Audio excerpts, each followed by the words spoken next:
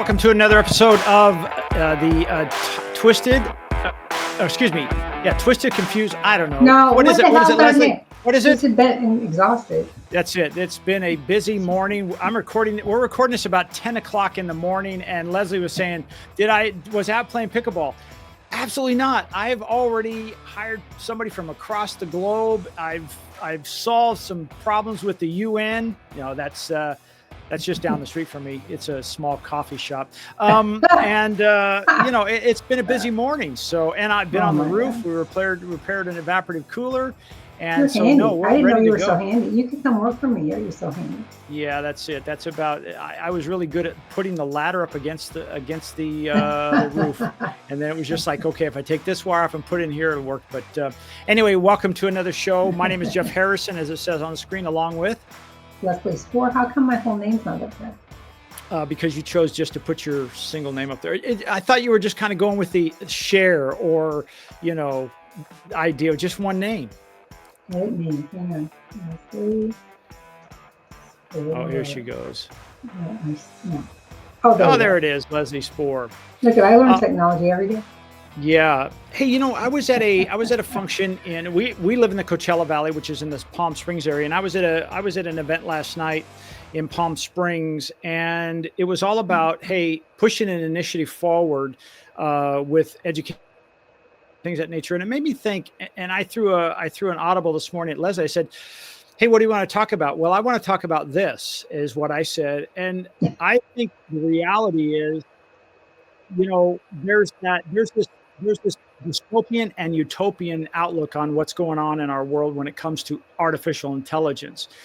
And on one side, Leslie, it says, hey, this could eliminate 50% of entry-level jobs, which could be in total 300 to 400 million jobs would be lost because of AI. And that's the dystopian side, because there's quite a what kind of storm if that happens, because if we start seeing unemployment levels rise and things of that nature, things could get a little dicey. But I don't think that's going to happen, and I'll tell you why in a minute, but go ahead. Well, and I said, and then there's the other side of that, which is the utopian side, which I like to think, I think of the upside of this, but I don't want to not be aware that, hey, there could be some dicey moments. And so I want to talk to you today about what your thoughts are, because you've been doing this a long time, business and making things happen and doing turnarounds and things of that nature. How do businesses not fall behind and say, hey, you know what? Is my business going to be better off using AI? And is it something that I can put in there and my staff can actually perform at higher levels, not replace them, but actually train them up to maybe augment and work side by side with AI? What are your thoughts? Well, first of all, there's so many new businesses, or not new businesses, but new companies bringing new factories to this country, right? They're bringing manufacturing back, which is great. And all these people that are unemployed, that might get unemployed because of AI, they're going to need those people for all these new factories. Although a lot of them will still be automated with robotics, but there's going to be a need for human beings in all of these facilities. And if what they say is true about all these car manufacturers and all these chip manufacturers and all different kinds of healthcare and different things coming back into this country, then they're going to need bodies to fill that. So yes, your job may be automated utilizing AI, capability, but that just might mean you transition into something different. We automated a whole bunch of our business, and it's still, I still have the same number of employees. All I did was make their lives easier, and make the time they spend, because we sell time, make the time they spend more valuable, right? Because you kind of automated all the operational pieces, right? I did. I automated all the operational pieces. So the employees, some of them were as much as 90% of the time that they were spending on something has been eliminated for data, and that time is given back for customer service, right? So customer service can't really be automated. Now, I know you automate it with the voice agents that you do, where people can call in and automate voice. who sounds like a regular human being, can take the calls and answer questions and forward the information. And that's particularly helpful across different time zones and 24 hours a day. That's very helpful. But there's always going to be a need for human interaction because machines so far can't run without some kind of human interaction. Yeah, I Right? mean, So, even when you say that, it's like I even think of the new robots that are now being offered by Neo Gamma, and they're yeah. $20,000, and they can be in your home. But there's a limit on what they know to do. So what they do is, if I say, somebody mentioned yesterday, so well, what if I wanted to wash my toilet or clean out my bathroom and it doesn't know how to do that? How does this occur? I'm already losing Leslie for watching the video No. version as she's yawning at me. So um, she only had one cup of coffee apparently. But anyway, so the idea is if I wanted to do something, Leslie, in my home that it's never done before, I can then engage a real human back at Neo Gamma and say, hey, I wanted to do this particular function. It says, okay, well, then it asks for authorization, just like as if you're saying, hey, I want somebody to fix my computer, and you turn your computer over and they fix it and you get to watch it. Remotely, Well, you're saying. yeah, well, the guy walks in and he says he puts the VR goggles on, or AG goggles on, and now literally walks that robot into the bathroom and performs the actions. But the cool part about this is, Leslie, not only does it help that robot, it helps every robot moving forward. So I think we're going to see more and more of that when it comes to robots and things in our home. Um, But there was we're focused on small businesses or businesses, right? we are absolutely. But my point is if you have, let's say you hire, I mean, let's be straight up.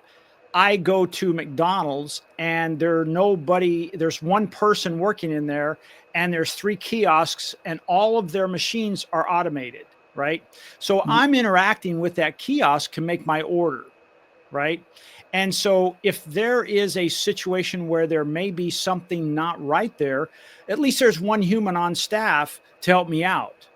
And it's no different if I'm going through the checkout line and I put my credit card in there and it has an error. Somebody comes over and helps me. So it's there not to replace, but also to give better customer service, but also to Augment.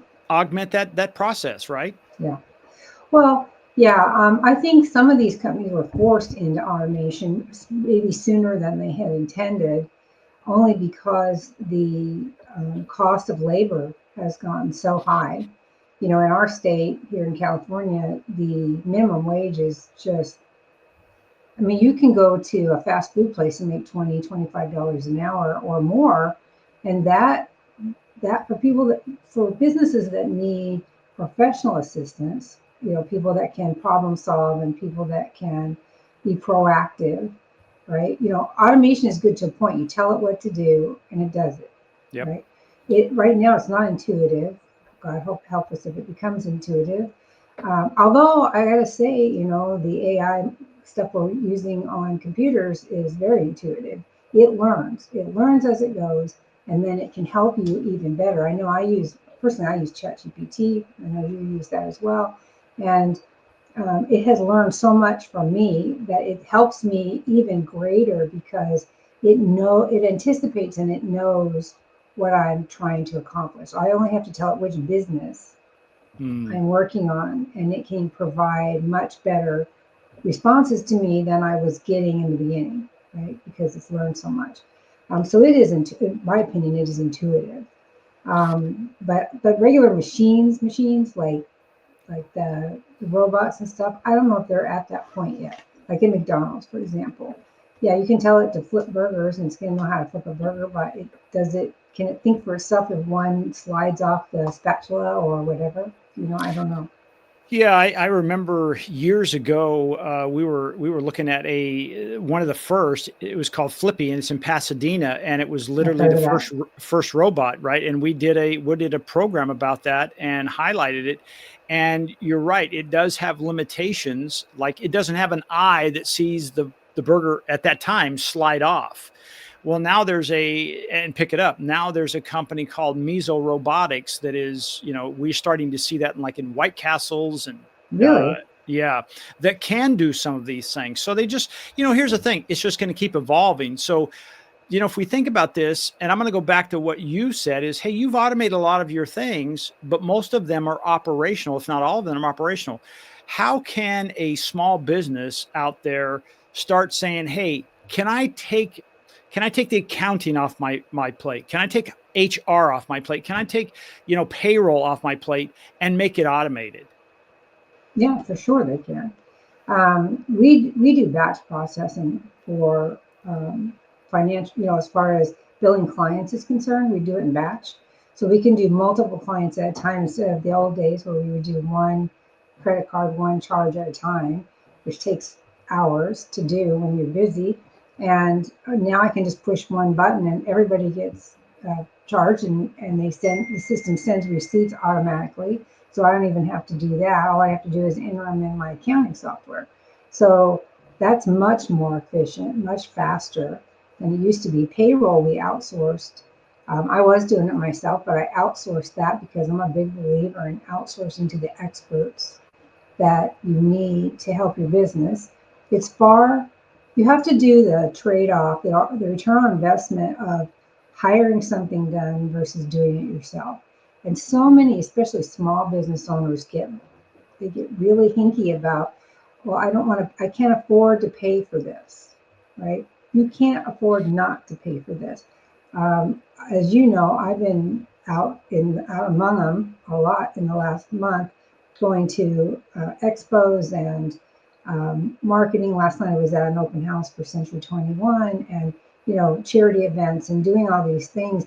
If I had to sit here and process uh, credit cards, I could not do that, right? Yep. And Yep. so if you want to build your business, you have to automate or outsource the tasks that you do that are routine, mundane, that take up a lot of time. And the way I justify it is, if I was going to monetize my hourly rate, my personal, what I'm worth, versus what I have to pay somebody to do what I'm doing, and then where would I spend my time if I'm not doing that? Obviously, I'm spending it on marketing, which was another topic I wanted for today. Marketing efforts, then you can. It's totally easy to justify the cost of the outsourcing, particularly if it brings in business, which is the whole point, right? So, I put a newsletter out Tuesday about real estate and the relationship between executive managers and real estate, and I got 4 phone calls. Mm. To me, and that's just the beginning. That was just the That's first probably day. another one. If you heard it, a little ding. That's every time she gets a new lead. It dings. No, that's like text messages. Unfortunately, I get Dan's stuff too because he doesn't ever answer his phone. So that was Eisenhower Medical telling me he owes $20 to the hospital for his knee surgery. Whole $20. That's So highway yeah, robbery. I know.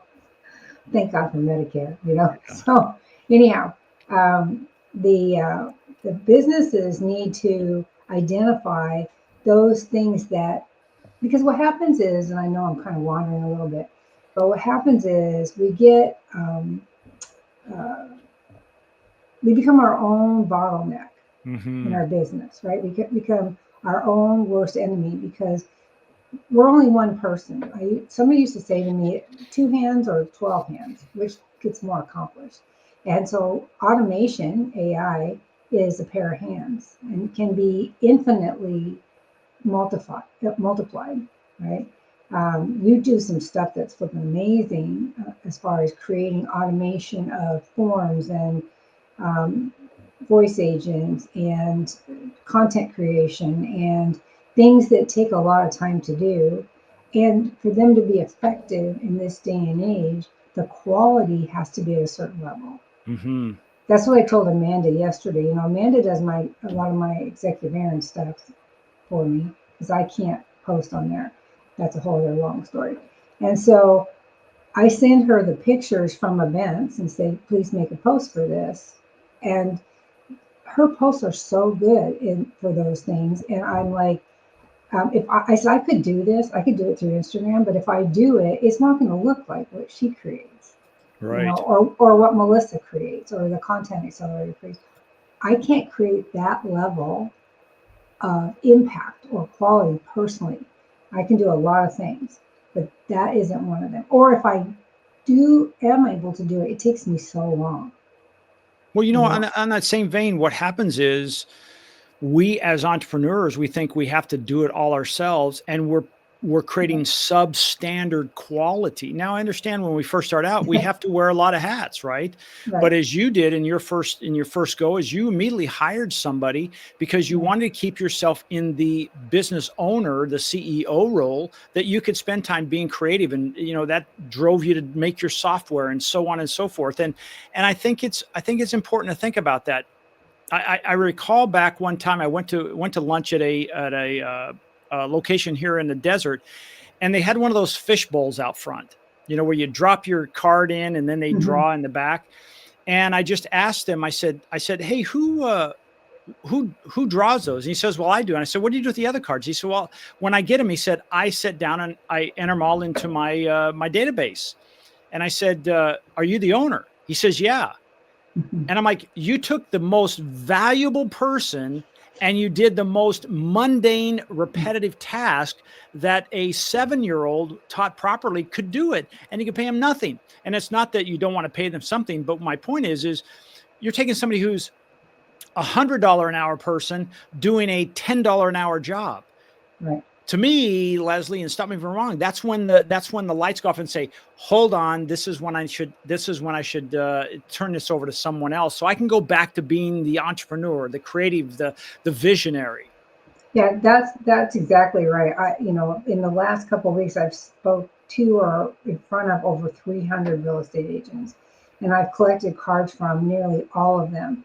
And I know I was away, I could scan them and automate them and all of that. But I actually gave them to one of my admin assistants to enter them all in QuickBooks so that I could get that news, because I knew the newsletter was coming out for real estate, and so I wanted to make sure as many as possible were on the newsletter, and it worked out really well.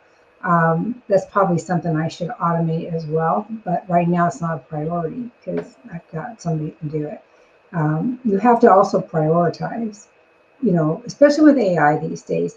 AI, for those of you who haven't really stuck your toe in the AI water yet, I encourage you to go listen to episode 24 of our podcast if you haven't already. If you're listening to these in order, you've already heard it. But if you're listening to them just helter skelter, go back and listen to episode 24 because it's one of the most important podcasts we've done to date. They're all important, they're all good, but that one talks about the changes. And that was a month ago, I think, that we recorded that. So it's probably already changed again. Mm. But the massive change in the way that social media and its algorithms now find your marketing materials, right? Their content. No longer do paid ads work in the way that they used to. You have to have what do you call it? AEO, right? What does that stand for? Automation or artificial engine optimization. So that's a way for AI search bots to find you. And as the big companies and people are used to using their browsers, particularly, are enhanced for artificial intelligence searching, which is what's happened, your content needs to be optimized for, or it won't find you. You flat won't exist. Is that an over dramatization? Yeah. It's not. It's not. It's almost like if you think about the fable, or I think that's a fable of the three little pigs, and one built their house in straw, and then wood, and then brick, Great. and Mhm. they all thought they were safe until the big bad wolf came and blew it down. And I think we have a group of people who live in straw houses thinking they're safe when it comes to this change is happening. And it Mhm. reminds me back in, I forget the date exactly, I think it was 2018, 2019, when Facebook literally wiped businesses out because they decided to change their algorithm, where a lot of businesses were building their business on Facebook. We call Right. it building on rented land. We don't do that. Well, if you think about it, depending your whole life on Google is rented land. And so that's why I encourage you to say, hey, be ready for the change. At least move into the wood. And if ideally go to the brick and say everything I have, from just my website to also all of my social media content and my videos and blogs, are all AEO optimized. So That now reminds me, did we get CBS optimized? Oh yeah. You did Yeah. executive errands, but I didn't know if you did the Oh no, I haven't website. done that. I haven't done that yet. Haven't done that yet. No, you've had me busy on landing pages, but I hold know. on. That's a different topic. We're trying to do a podcast today. Sorry. That's okay. So let's take a second and let's just give some specific ideas, specific tools that people could use to help them from an operational standpoint, not going too crazy high level. If we talk about it, and I'm just going to throw one out and then you can throw one out. I say we get tied up a lot in emails.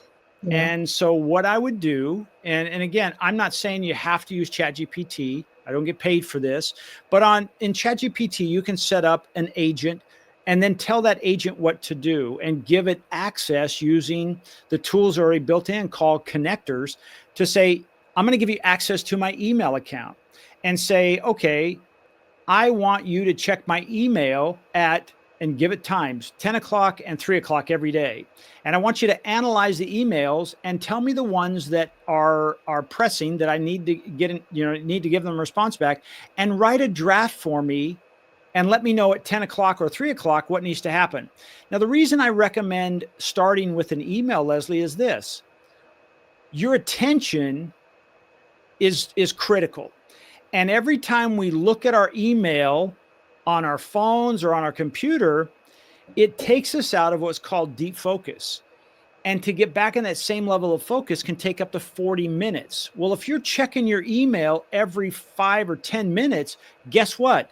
Throughout the day, you're never in deep focus. And I'm a believer that says when you're in deep focus, that's where the magic happens. So create that right from the beginning and say, hey, I'm only answering emails between 10 and 3, or at 10 o'clock and 3 o'clock. And you can actually add that as an automatic responder. So if Leslie emails me, hey, I appreciate it, I'll get back to you sometime between either 10 o'clock or 3 o'clock this afternoon. If it's an emergency, text me and go on. And I think that would help you free up some time that doesn't replace anybody on your staff, but it gives you back that $100 an hour focus that you're so valuable for. Right. That I agree. That's a good way to do it. I was just thinking as you were talking about, is there a way to get it to unsubscribe for you from all the baloney email? I think if you ask for it, absolutely. If you could say, hey, and in the instructions, just like if you were asking an individual did, I want you to look through there. And if I have not opened and responded to any emails that are from mail in the last 3 months, unsubscribe me. I think that's all you got to tell it. I'm going to try it myself. Yeah. Because that would be a huge help for me. Yeah. If I sort by subject, I can tell I should just unsubscribe by group. Well, the nice thing about it now is Google, actually, your Gmail, I know you're an Outlooker, but on Gmail at the top, if you have particular emails that come up, it says, and I'll just use an example, Executive Aaron just sent you another email. You haven't opened the last 3. Do you want to unsubscribe? So it kind of prompts you there. I haven't seen that. Yeah.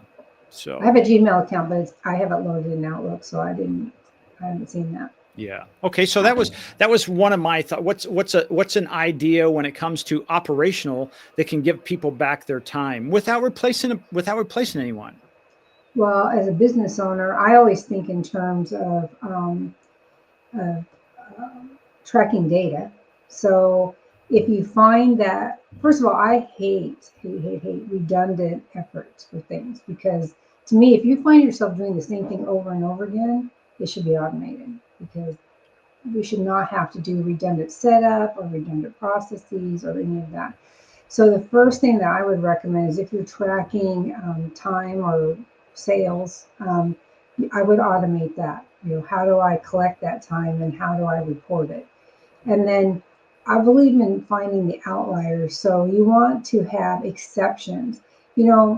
I don't know how to talk to this to visualize it, but when you do a forecast, you have a high limit and you have a low limit, for example, right?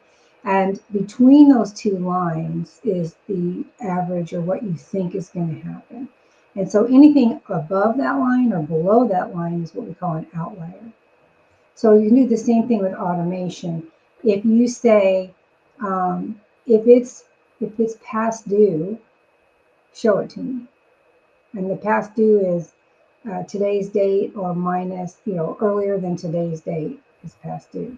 So it's easy to identify the outliers so that you can then focus on those, because you cannot possibly focus on everything in your business.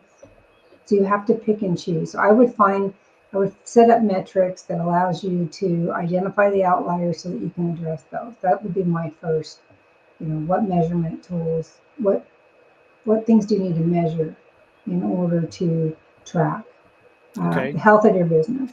So as an example, so you're saying, first of all, decide what those metrics are. Yeah. When I do the 5-day assessment, the first thing I do is go through and gather data about the business. What's your revenue? What's your target revenue? How many people work for you? How many clients do you have? What's your, just all these different things. And from those, we identify two things. One, what is your bottleneck to hitting your targets? And two, what can you automate in there? And so you do have to identify the basics of your business first. Some people can do that pretty easily. Other people are shocked. Like one of the really good ones is, how many hours do you spend per week on non-billable activities for your business? That's huge, right? I had one person that was spending something like 80 hours a week on things she wasn't being paid for. How do you run a business? How do you be successful and have 80 hours a week that you're not being paid for? Well, I think that's a mindset, though, Leslie. It's like, hey, I'm a business owner and I'm going to do X, Y, and Z. It's part of what I do, and it's not. I'm not being charged, or I'm not being able to charge it, but it's something I have to do. Do you think we enter into those non-billable hours in an almost and I don't mean this in a negative way, it's a first step of learning, in an ignorant form. In other words, we didn't even know what we don't know. And when you meet with these people for 5 days and you talk about it, I'm sure they're like, holy crap, I never thought about it like that. Exactly. I get that all the time. Yeah, because usually it's doing things manually, like setting up Excel spreadsheets to track data, or manually calculating somebody's time card, or manually processing their billing, or there's just a gazillion different ors, right? And generally those are all things that can be automated, and all things that should be, if you automate them, then nobody has to charge for them. And if you can't automate them, how do I make that value add for the client so they pay for it? Right. So let's just set something up here, because I think this is what we're talking about is somewhat vague, and I want them to have the people listening to say, okay, I can take this and go set this up today.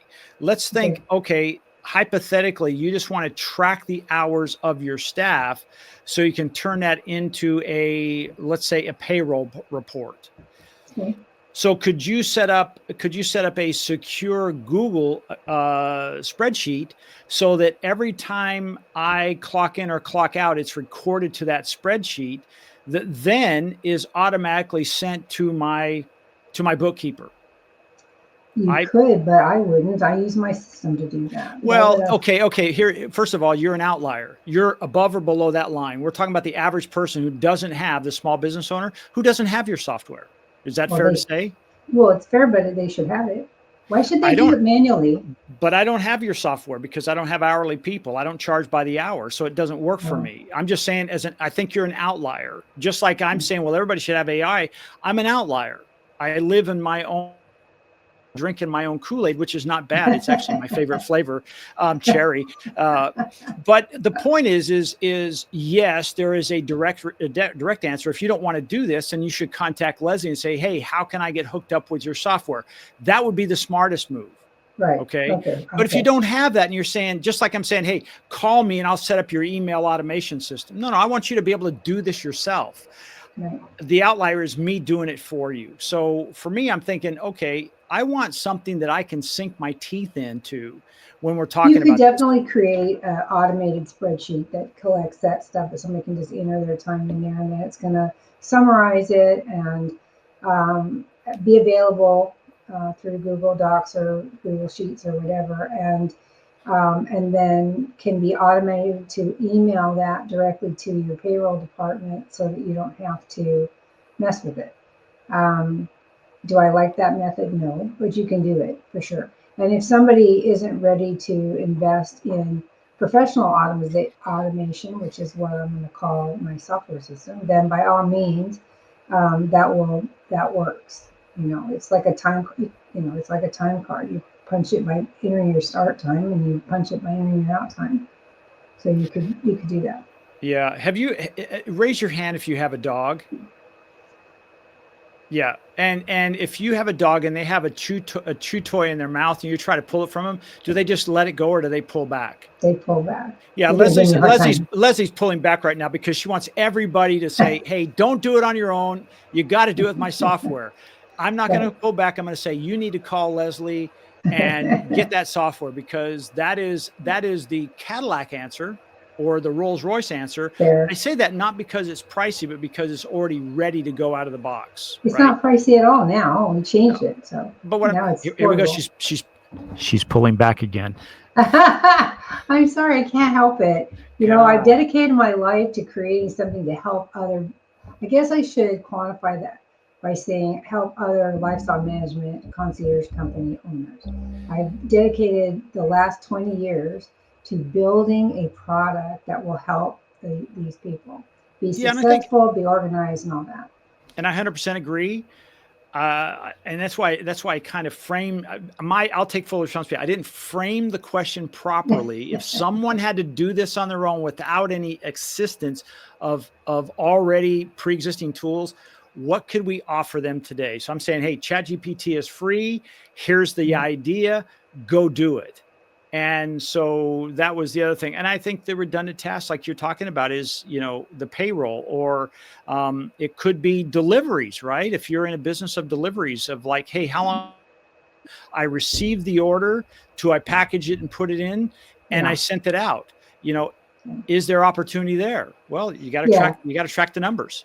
In all seriousness, you're correct. I have to I have to fight my own urges. She's pulling back, folks. She's I pulling have back. to I have to fight my own urges. Uh, Um, it's true. You know, I talk about like fast food restaurants, the through time of cars, the drive-through time of a vehicle through that process can be. They are constantly evaluating how can they shorten that time, and that could result in uh, pre-finished food so that it's quick to heat up and quick to deliver if they can maintain the quality or the flavor. It could be that their payment method gets modified and enhanced so that it's faster. Maybe they get a new milkshake machine that whips up a milkshake much faster or uses a new kind of prefabbed, not syrup, but whatever you make, ice cream and stuff, there's ways to enhance the process. I also talk about the cycle time. These are cycle time reductions that you're looking for. So the cycle time of processing an insurance claim. How many of you guys have been frustrated because you filed a claim with the insurance company and it's still not paid because it just takes forever dealing with the adjusters and getting it through approval process and all this stuff. If you can reduce the cycle time of anything you do, you can reduce the cycle time, then you can increase the value of your business because A, you've got repeatable process, and B, you've got better customer service because you're quicker, right? So you want to look at that, and there's a tool philosophy, whatever you want to call it. It's called PDCA, and that's part of this whole automation. Plan, Do, Check, Act. That's what it stands for. Plan, Do, Check, Act. Plan, PDCA. So say you're trying to measure on-time delivery of widgets out the back door to meet the orders of your clients. Um, you have a target of 100% on-time delivery, but the first month you only get 75%. So plan and then do is, okay, what do I have to do to improve that? So I do whatever I think I have to do. Then I check it. So plan, do, and then check. If it isn't still at 100%, now I have to take action, right? So you want to automate as many of those processes as possible. What is holding up the ability to ship on time? What is holding up your ability to reduce the cycle time through a drive-through? What is holding up the process of time collection and getting it to the whoever's doing payroll? You know, why are you not filing payroll on the first of the month? Why does it take to the third before you can get those documents there? And in that case, what can you automate to make that faster? And if you need to, you can put the whole scenario into one of the AI engines. Again, we use ChatGPT, but there's Gronk and there's, I don't know all of them are, but there's a lot of them. You can put in there and say, how can I improve this process? Or how could I automate this process? And it will give you recommendations on how to do that. And then from there, you can do the agents and the automation and stuff like that. But most people out there, and this is coming from my informal survey of asking people, literally just asking, is that most people have no clue on using these AI tools, none. You know, you and I are advanced for between us, we're advanced compared to most of the people I talk to here in the desert. They've heard of AI, but they don't have a clue how it works, what the benefit is, how they can use it, none of that. And that's the situation. I don't mean this in a derogatory manner, but just so you can visualize it. Those are people right now that are living in the straw homes, and it doesn't mean the wolf is not coming. AI is coming. It's not stopping, because this is not a race between one company. This is now a race between countries. Who's gonna dominate? Because at the end of the day, when we get to what may be called artificial superintelligence, ASI, whoever has that really kind of owns has the ball. And they say he who has the ball makes the rules. And so it's a really big race. We all have to participate in it. We don't have a choice to sit on the side. Well, actually we do. We have a choice to sit on the sidelines, but our world is going to look very dystopian compared to the people that say, I want to get in the race and do the very best I can. And that's where the utopian path comes in my opinion. And I don't want to get too philosophical, get on a rant here, because God knows I can. But I just think it's important to say, you know what, this is like the calculator. It's going to be used. Are you going to be able to use it? Are you going to be able to use one of those, Texas Instruments TI 640s, or do you only use the one with 9 numbers on it? That's what I use. That's what I use. See, I still use this one. Yeah. And so, and it may be that's better than nothing at all, compared to I have to pull out a sheet of paper and figure out in long division how to figure this out. By the time that's done, think about the speed. Well, that's who you're up against. And so I really encourage you to think about, hey, what's going on? In fact, I'll just put a little plug out there. We do a Tuesday, or I should say I do a Tuesday mornings. I call it an AI small workshop. And it's just for a small group of people. And here's the deal. I'm not asking you to come so I can teach you about it. I'm asking you to come with a problem so I can show you how AI can fix it. And that is so rewarding when we walk out of there. And those people are like yesterday, I got 2 emails and they said, my mind was blown. And we barely picked at it. But from what they were challenged with, or what can be done using artificial intelligence that they can use today, that they are using today to solve that problem. To me, that brings me so much joy, because I was able to move somebody from a straw house to not a brick yet, but at least a wooden house, right? Well, and I think part of it's just getting them to see the possibilities. Once somebody sees the possibilities, then the the hard part to grasp is that the capability is limitless, right? And this is the biggest thing to hit in our lifetime, period. It's bigger than the internet, it's bigger than email, it's bigger than the iPad, which I thought was one of the best inventions of the last century. It's just bigger than all of this. I'm so thrilled to be living in this time to see this happen and to be able to understand it as much as I do. I don't hold a candle to you, but I understand it pretty well. But it can be quite overwhelming because there are so many AI tools now. I mean, 10 years ago, approximately, I had a client who was working on how to replicate the the synapses in somebody's brain so they could use AI process to replicate human thought and activity. I can't remember what the application was, whether it was for speech replacement or robotics or whatever it was for. And they were having difficulty at that time because everybody's brain operates differently depending on your genealogy and your DNA and how if you have cerebral palsy or autism. I mean, there's just so many different ways synapses fire in your brain. And so I remember him struggling with that challenge. The guy was brilliant, okay, and he was working on that.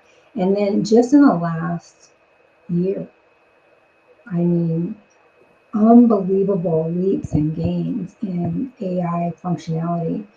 What did I see this morning that I thought, oh my God, I had this idea a long time ago and I didn't do it. Remember when I told you I was going to start this business writing love letters and things for people because they can't express themselves.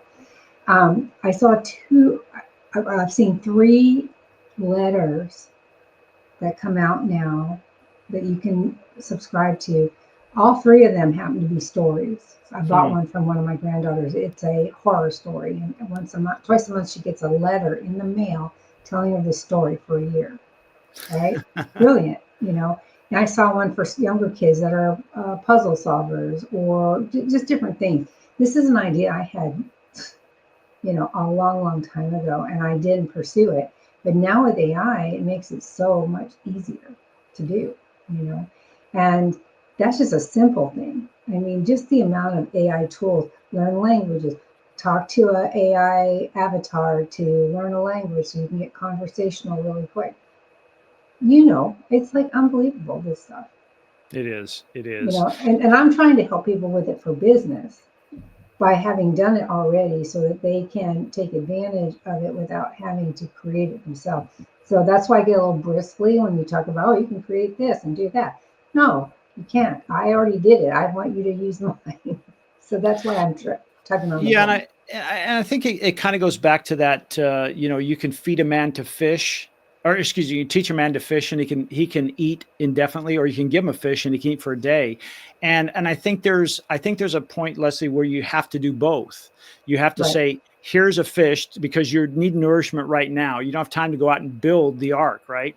But then at the same time, don't get used to that, or you're going to fall into that trap. I think it was Ken Blanchard that wrote "Who Moved My Cheese," right? Right. That all of Yeah. a sudden those mice came back because they were so used to it, but the family moved out and the cheese was gone.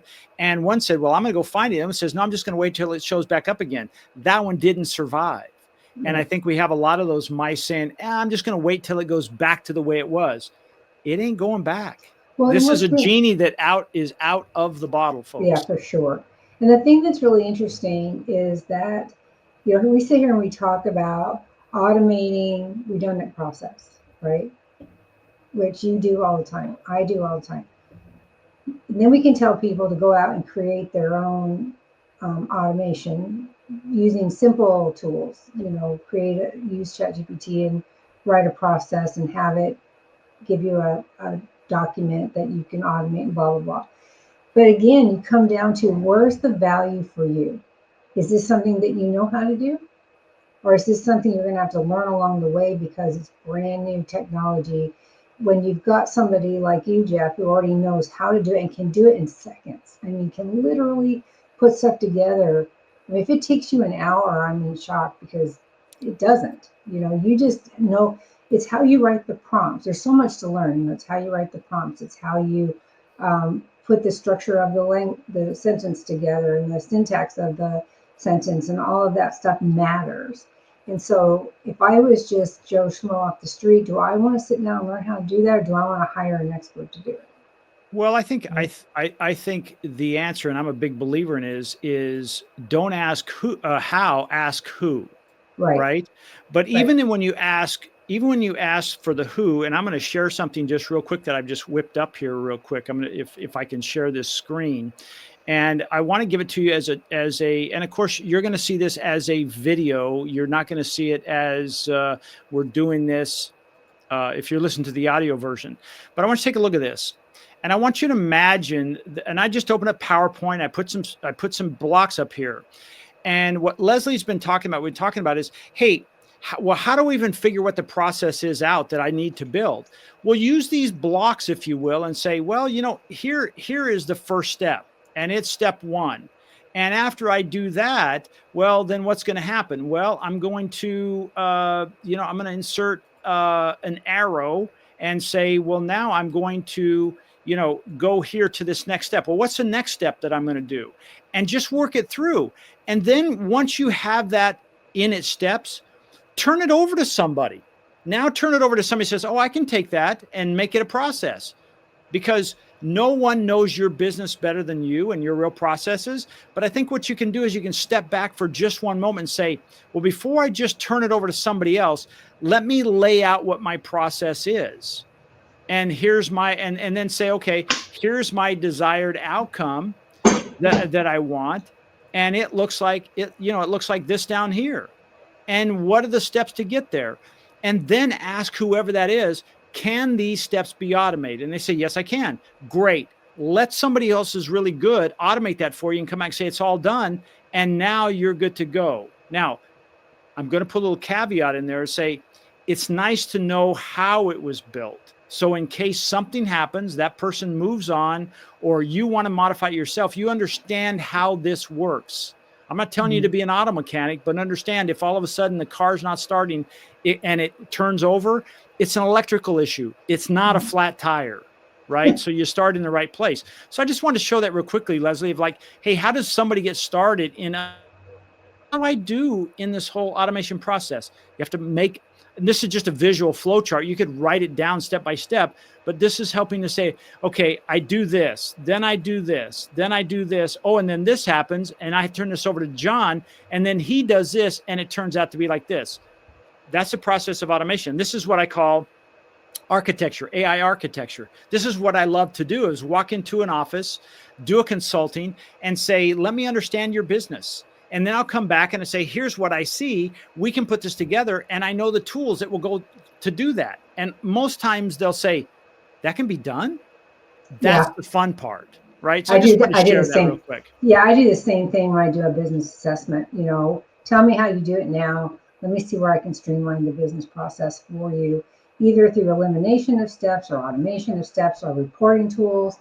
Reporting tools are really big. Sometimes you just need to pull the data that you need out of, I was there pre-Y2K when people barely had any operating system, and now they have operating systems, but quite often they're still not using them effectively.